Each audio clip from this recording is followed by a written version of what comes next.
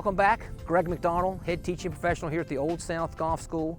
Okay, we've gone over the 5 pre-swing principles of grip, stance, posture, alignment, and ball position.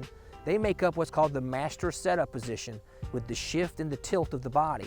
Now we're going to work on the 5 in-swing principles, which are turn, lift, drop, turn, and lift. So first is the turn. So what we have to do is when we set up to it in our master setup position, feet, knees, hips, elbows, and shoulders, all in a preloaded heavy right setup. The turn happens by the balance point. And by keeping our sternal notch still, we're able to rotate our chest and our arms around our sternal notch.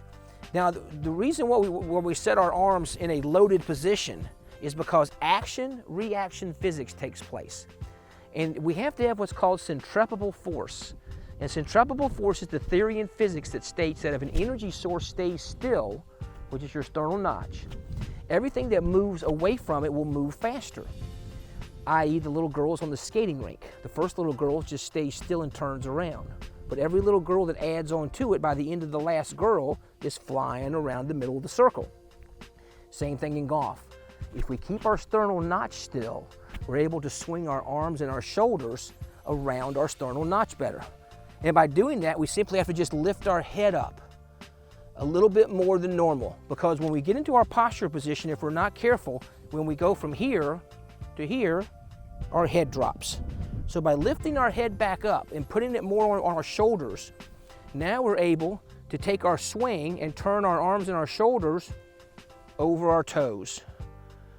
And when I do that, there's enough space between the front of my chin and my sternal notch for my arm to fit right there.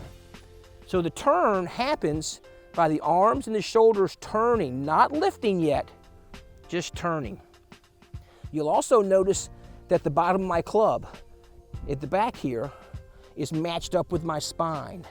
And both my arms, my lead arm is right over my toe line.